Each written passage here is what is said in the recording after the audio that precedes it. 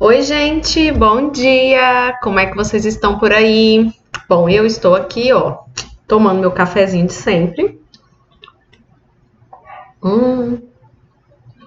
Para dar energia para essa aula. E hoje nós iremos falar um pouco sobre um tema bem importante, bem interessante, que é chamado de recuperação de áreas degradadas. Nós vimos em aulas passadas sobre o impacto tanto do ser humano como das atividades agropecuárias para o meio ambiente, não é verdade?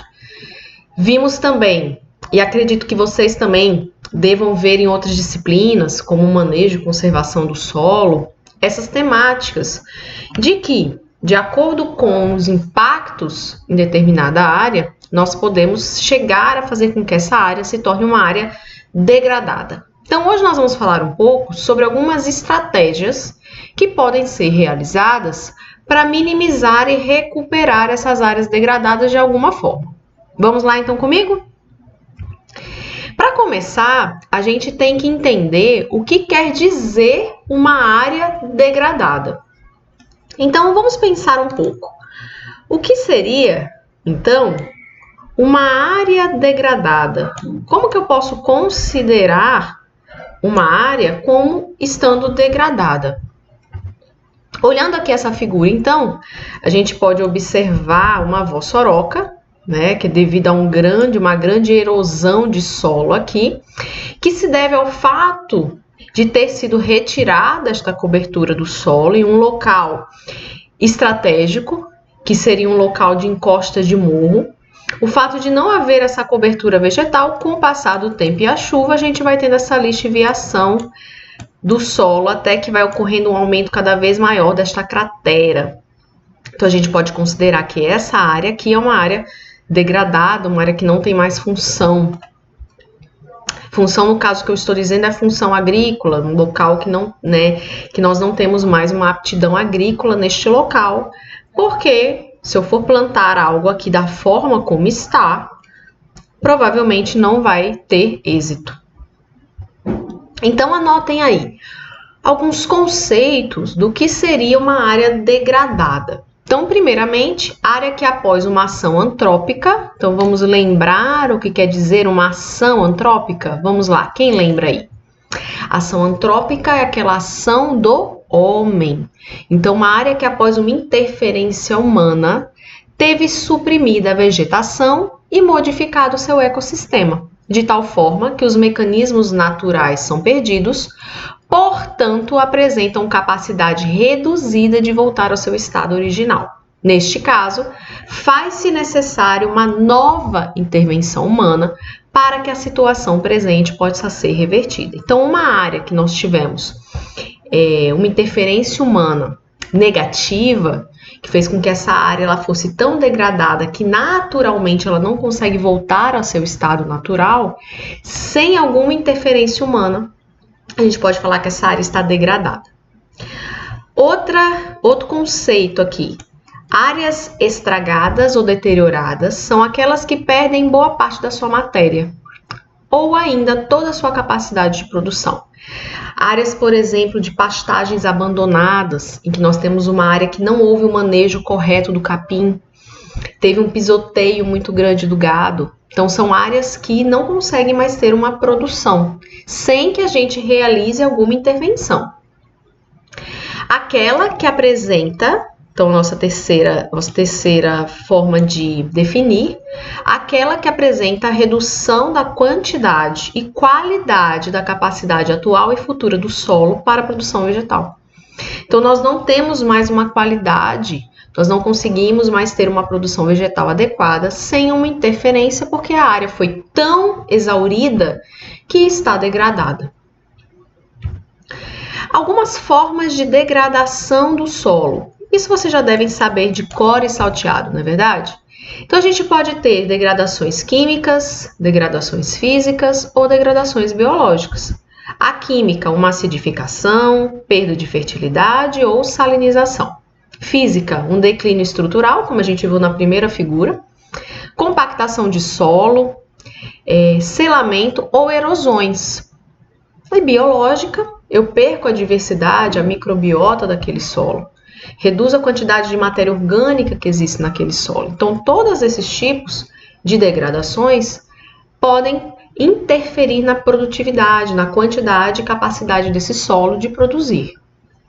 Então, áreas degradadas são aquelas que possuem o solo empobrecido, erodido, com instabilidade hidrológica, que quer dizer que qualquer chuva pode levar este solo, e ainda com uma produtividade primária e uma diversidade biológica bastante prejudicada. Então, esse conceito aqui ele é muito importante para nós da área agrícola. Então, o que quer dizer um solo degradado? E aí nós vamos ver quais estratégias nós podemos realizar para melhorar essa degradação desse solo, que é um solo pobre, um solo erodido, com instabilidade, empobrecido, com baixa matéria orgânica, diversidade biológica muito ruim, ok? Então, vamos continuar. E aí eu pergunto, vocês sabem por que ocorrem essas áreas degradadas? Por que nós temos essas áreas degradadas? Devido a duas problemáticas. A primeira, questões de mineração, então uma utilização do solo de forma exaurida para que a gente possa extrair ouro, prata, metais, pedras preciosas. Eu vou mostrar uma foto para vocês como que fica esse solo após um longo período de mineração. E no nosso caso, que nós temos no maior, digamos assim, enfoque, é devido ao uso intensivo e o mau uso, né, não sustentável, não manejado, do solo para fins agropecuários. Queimadas consecutivas e desmatamento, esses problemas de forma isolada ou junto, porque a gente pode ter um processo de desmatamento seguido de incêndios, eles podem causar uma questão muito interessante, que é a desertificação de diversas regiões. Então, desertificação é como está dizendo, é um solo arenoso, um solo empobrecido, que não tem produção. Então, ele sofreu um processo de desertificação. Exemplos podemos ter assoreamento dos corpos hídricos, que é quando eu estou tendo uma entrada ao redor desses corpos hídricos, como eu não tenho mais cobertura vegetal, principalmente nas áreas de preservação permanente, eu posso ter um assoreamento que prejudica esse corpo hídrico, porque a terra, ela vai, no caso, sendo deslocada para dentro desse corpo hídrico. Você pode ter até a redução da largura de um rio, pode ter até a morte, entre aspas, do rio, que é você assoreia tanto que chega um ponto que esse corpo d'água ele não consegue mais, digamos assim, ter a sua função. Compactação de solos, desertificação, então são problemas que podem causar uma degradação desse solo, uma degradação dessa área agrícola. Aqui, ó, trouxe um exemplo da mineração em Serra Pelada, nas décadas de 80 e 90, que era para extração de ouro. E olha como é que fica, aqui são a multidão de pessoas, de garimpeiros tentando extrair ouro, né, na Serra Pelada. Então a gente vê que depois, olha a situação que fica esse solo, não tem cobertura vegetal alguma, ele vai ser um solo praticamente aqui infértil, de tanta extração que se fez nesse local. Retirou-se toda a cobertura vegetal que existe nos encostas, então a gente vai ter, né, essa degradação muito grande causada devido a esse uso intensivo para a mineração. Aqui um outro exemplo de degradação, principalmente na nossa mata ciliar ao redor do corpo hídrico, em que essa região é uma região de APP, então uma área de preservação permanente, que deveria estar com a sua cobertura vegetal. Não estando, a gente pode ter o assoreamento desse corpo hídrico, porque aqui a gente não tem mais essa proteção, ok? A questão dos desmatamentos, que eu vou comentar com vocês, a gente tem uma degradação muito grande da cobertura vegetal, principalmente na região amazônica, que se deve a essa extração de madeira de forma ilegal, não planejada. Nós já vimos, né, também questão de licenciamentos ambientais, que para que eu possa extrair madeira de forma legalizada, eu preciso ter um plano de manejo florestal sustentável, para que eu possa retirar a madeira de forma sustentável, pensando nas próximas gerações e na perenicidade, na continuidade daquele desenvolvimento, da diversidade, do ecossistema que ali existe. No momento que eu começo a retirar esta madeira de forma indefinida, indeterminada, irresponsavelmente, eu vou começar a ter um impacto muito grande nessas áreas. Aqui, por exemplo, eu trouxe para vocês imagens de satélite da região de Rondônia no ano de 75 para o ano de 2009. Então, obviamente, com o aumento populacional, o aumento das cidades, nós vamos ter uma retirada muito grande da madeira e da cobertura vegetal. Então, aqui a gente consegue ver nitidamente como ocorreu esse desmatamento na região de Rondônia, né, nesse período aí de tempo.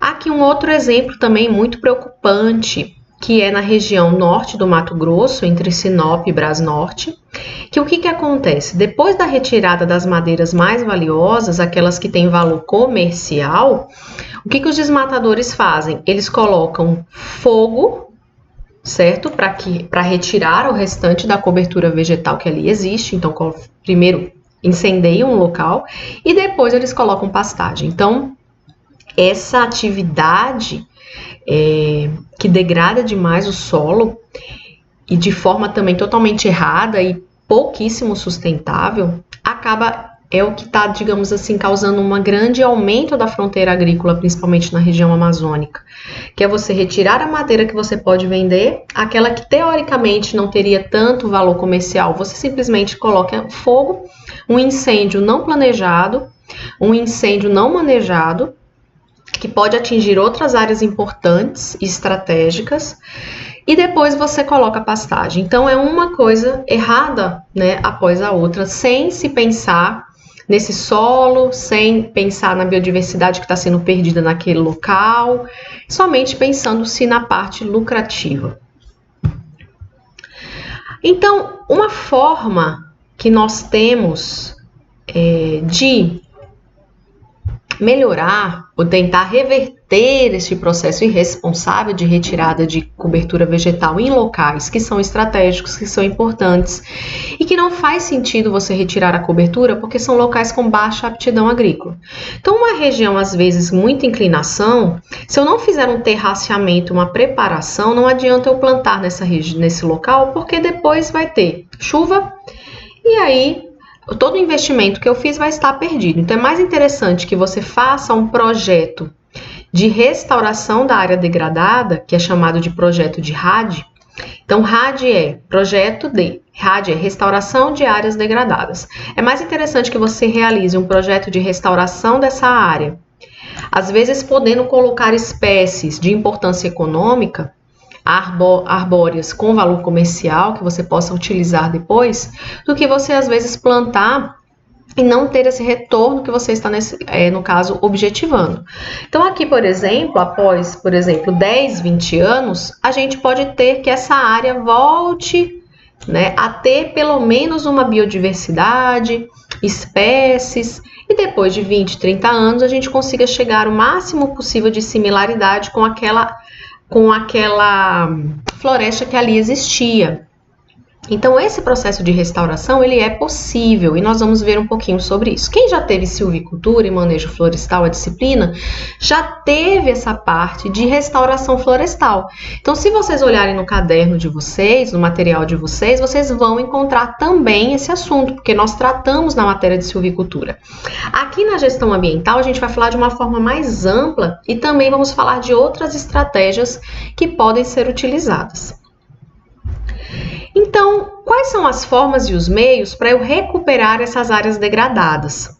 Primeiramente, a gente pode ter uma regeneração natural, ok? Então, é a primeira forma, que é um método mais simples e barato, mas que necessita da disponibilidade de um banco de sementes. O que é um banco de sementes? Quer dizer que naquele local que ali existe, que eu degradei, por exemplo, retirei a cobertura vegetal, nós acreditamos que como antes havia uma floresta ali, e aquelas árvores estavam produzindo sementes, essas sementes ficaram no solo. Então, é o que nós chamamos de banco de sementes.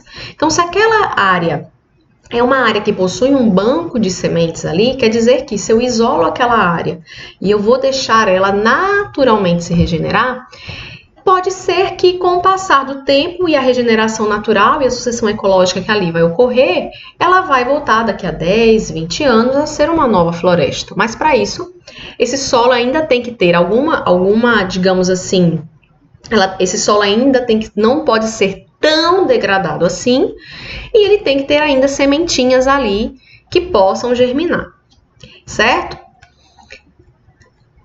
Então, aqui eu coloquei que pode se levar algum tempo. Então, a regeneração natural, como nós vamos ver, ela leva um pouco mais de tempo, dependendo do grau de degradação. Quanto mais degradado tiver aquele local, mais tempo será demandado para que volte a ser uma floresta como era antes. A revegetação é quando a área é tão degradada que eu vou precisar realizar um investimento maior e realizar o plantio de mudas. Ou plantio de mudas, que é uma semeadura indireta, porque eu estou usando as mudas, ou uma semeadura direta com sementes de nativas daquele bioma. Aí, no caso, eu vou ter que ter um investimento maior de tempo e também de dinheiro para que eu possa revegetar aquela área, porque ela está tão degradada que mesmo que eu isole, a regeneração natural não vai acontecer de uma forma tão, digamos assim, interessante naquele local. E podemos ter também a remediação. A remediação, ela já é um conjunto de técnicas que visam anular efeitos nocivos tanto ao ser humano quanto à biota, advindos de elementos tóxicos num determinado local. Ou seja, o termo evidencia a atenuação ou correção de problemas em áreas contaminadas. Então, a remediação é quando eu uso, por exemplo, alguns micro-organismos ou plantas, então eu posso chamar de biorremediação quando são micro-organismos que eu estou utilizando, bactérias, fungos, ou fitorremediação quando eu uso algumas plantas que têm a capacidade de absorver algumas substâncias tóxicas do solo.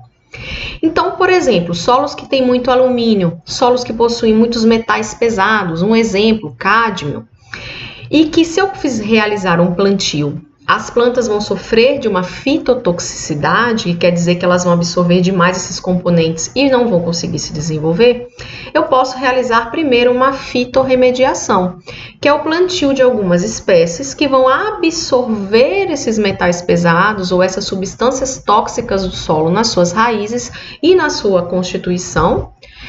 E depois eu retiro essas plantas. Então, elas vão realizar como se fosse uma limpeza daquele solo para que depois eu possa realizar um plantio. Outro exemplo, derramamentos de óleo no mar. Existem algumas plataformas petrolíferas que podem sofrer algum derramamento, ou um navio que está transportando petróleo. Pode ocorrer um derramamento desse petróleo no oceano, como nós tivemos no Brasil e no mundo, recentemente. Pode-se utilizar algumas bactérias como biorremediadoras. Elas têm a capacidade de degradar este óleo e esse petróleo. Então, é uma forma também de, no caso, evitar problemas nessas áreas contaminadas. Então, esse é o princípio da remediação. Vamos, então, falar de algumas estratégias quando nós falamos na área agrícola. Muito bem, a primeira estratégia que seria a curto prazo é quando eu tenho áreas agrícolas que estão degradadas e aí eu posso, no caso, primeiramente realizar uma correção da acidez do solo. Então seria a primeira etapazinha que eu faria. Um solo muito ácido, um solo que está degradado, inicialmente eu tenho que corrigir. Posso usar cálcio ou magnésio para eliminar a toxicidade produzida, às vezes, por locais que eu tenho muito alumínio. Outra estratégia também que eu posso utilizar é o plantio de leguminosas, tá? Que vão depois, podem ser cortadas e incorporadas nesse solo, então são ricas em matéria orgânica e ainda vão melhorar a absorção de nitrogênio nesse solo. Então, pensem comigo, um solo que está degradado, eu tenho que pensar o que eu posso fazer a curto prazo para fazer com que aos pouquinhos ele volte a ser um solo saudável, um solo rico. E ainda eu posso usar uma adubação química para recomposição de fósforo e potássio. Então, esses são os primeiros passos. Alguns exemplos de leguminosas que nós podemos plantar inicialmente para recuperar essa matéria orgânica, esse hidrogênio do solo, seria a mucuna, feijão de porco, nabo forrageiro ou crotalária. Então, são leguminosas que vão melhorar a condição do solo e depois essa matéria orgânica pode ser reincorporada nesse solo. Uma outra estratégia que nós podemos utilizar, então aqui no nosso exemplo que eu trouxe para vocês, né, a gente está tendo o plantio do adubo verde. Então, essas plantinhas que eu comentei aqui, que são leguminosas, se vocês procurarem na literatura, elas vão ser chamadas de adubo verde. Então, é uma forma mais natural de eu tentar aos poucos recuperar essa fertilidade do solo.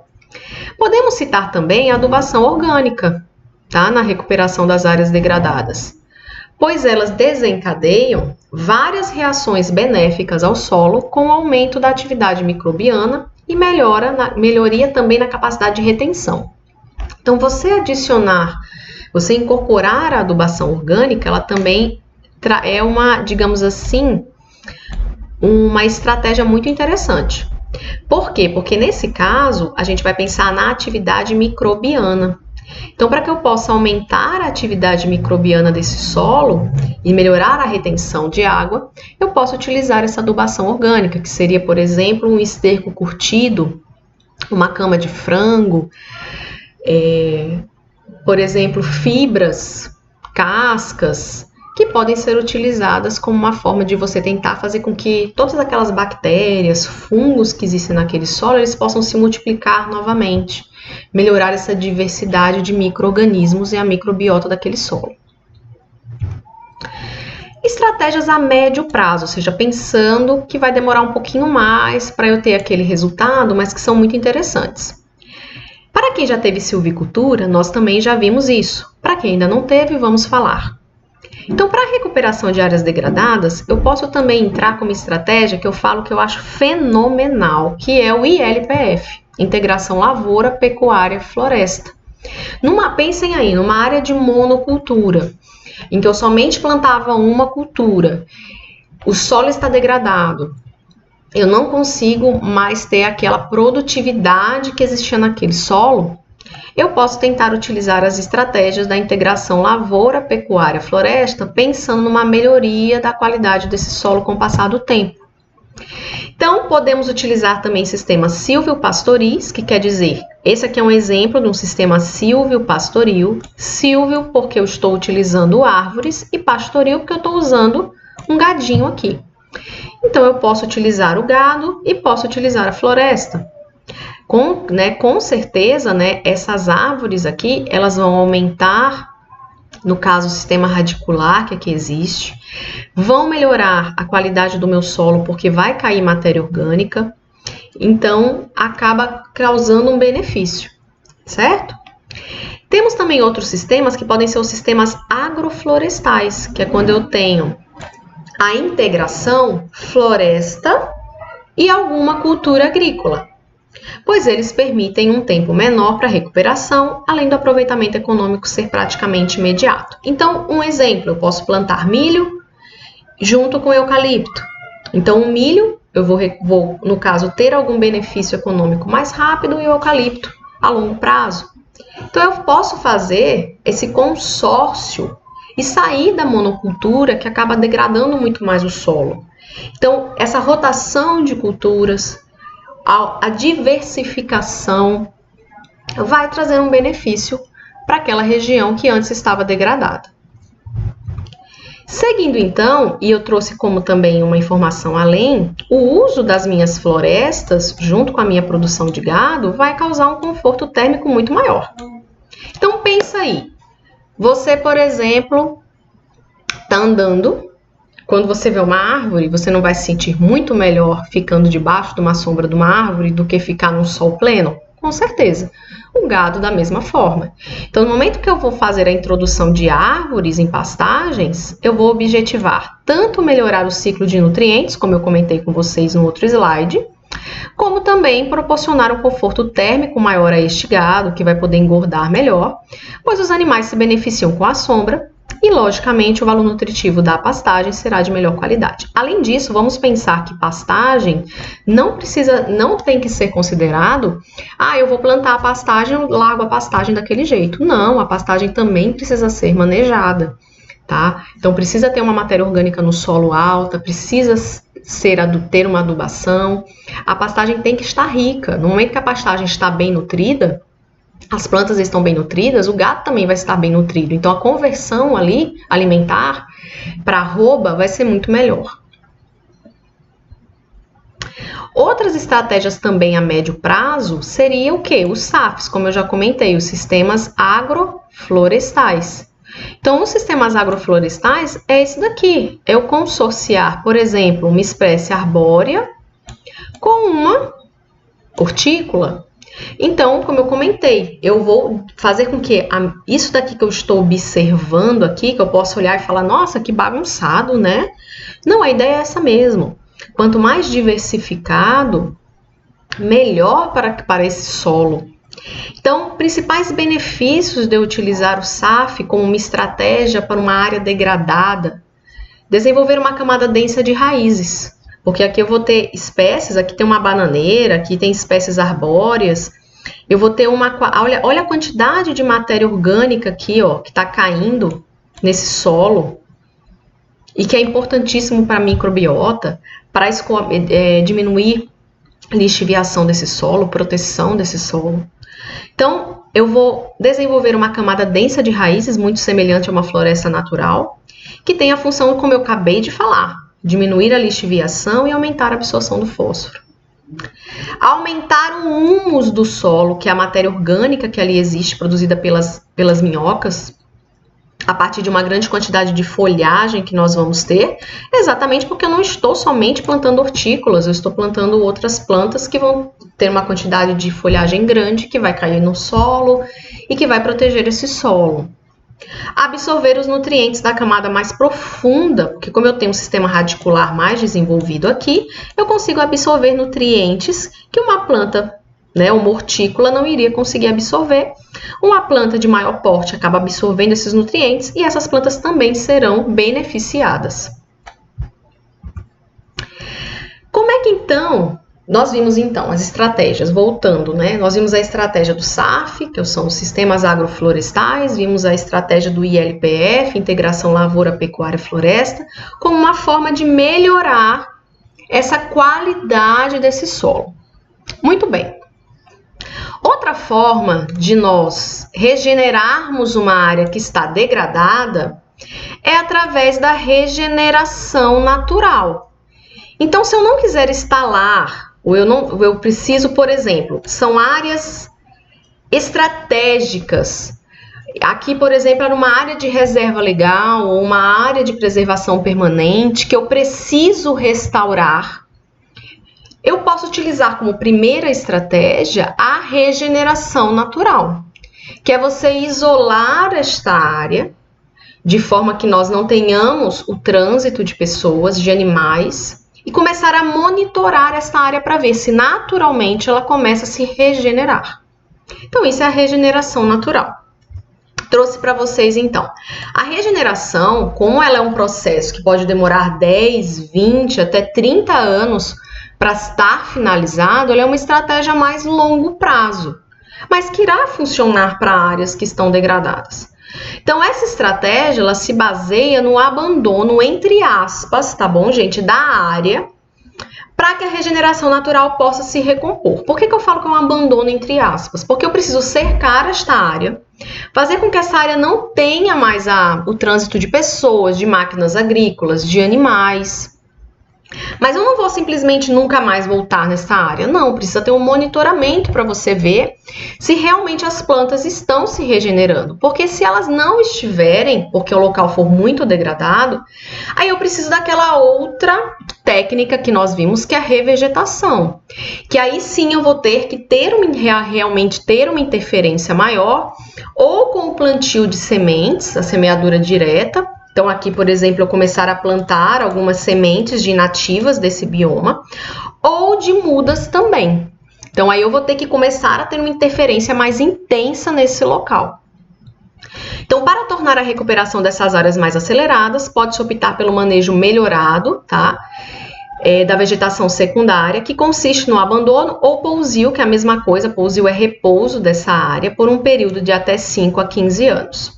Então, e também o que é monitorar? É eu observar se as mudas estão crescendo e às vezes, por exemplo, se eu observo que uma muda está crescendo, mas que tem muita matéria orgânica e folha ao redor desta muda, eu posso fazer uma limpeza que chama-se de coroamento. Então, eu limpo ao redor desta muda para que essa muda possa crescer, se desenvolver. Então, eu preciso observar a dinâmica dessa área para que ela possa se regenerar da melhor forma possível. Então, vimos a condução, aqui eu trouxe um exemplo para vocês. Aqui é uma vegetação nativa que se regenera a partir da simples interrupção de distúrbios antrópicos. O que são esses distúrbios antrópicos, gente? É eu retirar a interferência, os distúrbios do ser humano. Então, aqui a gente observa que nós vamos ter as primeiras plantinhas, que são chamadas de colonizadoras. Depois a gente vai ter as plantas que são as pioneiras, que são espécies que precisam de muita luz, toleram muita luz e que elas vão crescer. Depois teremos as plantas secundárias e, por fim, as plantas clímax. Então, esse é o processo de sucessão ecológica, que é um processo lento de instalação de organismos em um determinado local e que vai acontecer de forma bastante gradual. Nós vamos ter uma sucessão primária ou uma sucessão secundária.